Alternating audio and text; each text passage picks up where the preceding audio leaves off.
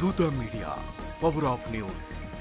ICC టీ20 ప్రపంచ cup 2026లో భాగంగా జరగాల్సిన Bharat Pakistan high voltage match పై నెలకొన్న సందిగ్ధతకు team India captain Suryakumar Yadav full clarity ఇచ్చారు. భారత్ మ్యాచ్ ను బహిష్కరిస్తున్నామని పాకిస్తాన్ ప్రభుత్వం ప్రకటించడంతో టీమిండియా వైఖరి ఏంటిదన్నది ఇప్పుడు హాట్ టాపిక్ గా మారింది. ఈ నేపథ్యంలో గురువారం జరిగిన కెప్టెన్ల సమావేశంలో పాక్ బైకాట్ పై ప్రశ్నించగా సూర్య తనదైన స్ట్రైట్ ఫార్వర్డ్ స్టైల్లో స్పందించాడు. మేం మ్యాచ్ ఆడడానికి పూర్తిగా సిద్ధంగా ఉన్నాం. మా ప్రణాళికల్లో ఎలాంటి మార్పు లేదు. మేం పాకిస్తాన్ తో ఆడబోమని ఎప్పుడూ చెప్పలేదు. వాళ్లే ఆడనని అంటున్నారు. పాక్ మ్యాచ్ కు సంబంధించిన మా ఫ్లైట్ టికెట్లు బుక్ అయ్యాయి. షెడ్యూల్ ప్రకారం ముందుగా యుఎస్ఏ, ఆ తర్వాత నమీబియా, ఆ తర్వాత కొలంబో వెళ్తాం అని సూర్యకుమార్ స్పష్టం చేశారు. పాకిస్తాన్ జట్టు మైదానంలోకి రాకపోయినా భారత్ మాత్రం ఐసీసీ నిబంధనలను పూర్తిగా పాటించనుంది. షెడ్యూల్ ప్రకారం టీమిండియా కొలంబో చేరుకొని ప్రాక్టీస్ సెషన్ లో పాల్గొంటుంది. ప్రీ మ్యాచ్ ప్రెస్ కాన్ఫరెన్స్ లకు కూడా హాజరవుతుంది. మ్యాచ్ రోజున భారత కెప్టెన్ సూర్యకుమార్ యాదవ్ మైదానంలోకి వచ్చి టాస్ కోసం ప్రత్యర్థి కెప్టెన్ కోసం వేచి ఉంటారు. ఒకవేళ పాక్ జట్టు హాజరు కాకపోతే మ్యాచ్ రెఫరీ సూచనల మేరకు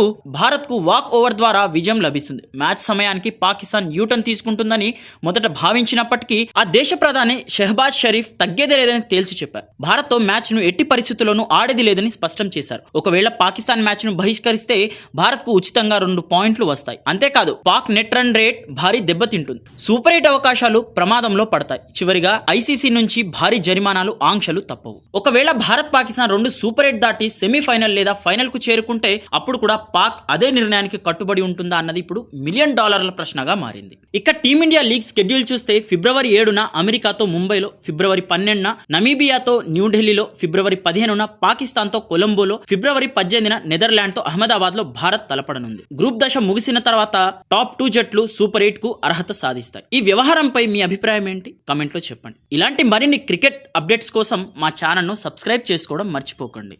for more updates please subscribe దూత మీడియా.